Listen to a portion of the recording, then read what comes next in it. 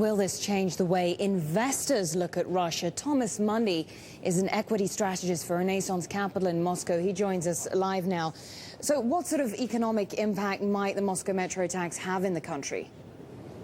Well, I think in the short term there's relatively little economic impact, and we've seen that historically when we had the war in Georgia. A lot of people thought at that time that there would be an economic impact, but in fact there really wasn't. I think as far as Russia is concerned, the way it could affect Russia is it could raise the risk premium that investors attach to Russia over the medium to long term, and that might make it more difficult for Russia to attract foreign direct investment, for example, which was very weak last year. So that could be a longer term problem, but in the short term it's not a huge issue.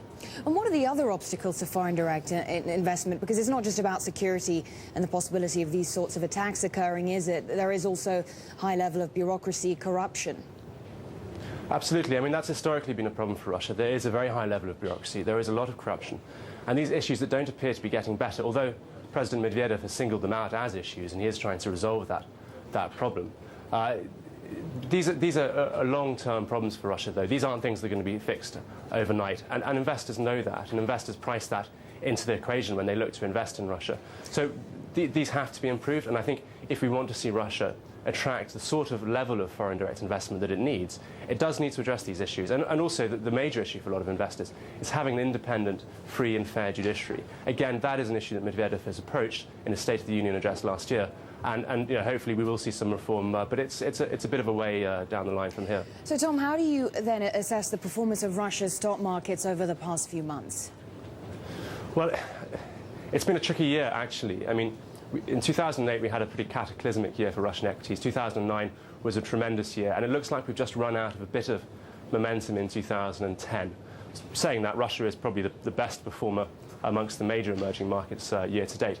It seems, though, that there's a problem for Russia in the sense that although Russia has a very benign economic backdrop, we have interest rates continuing to fall, we have plenty of appetite.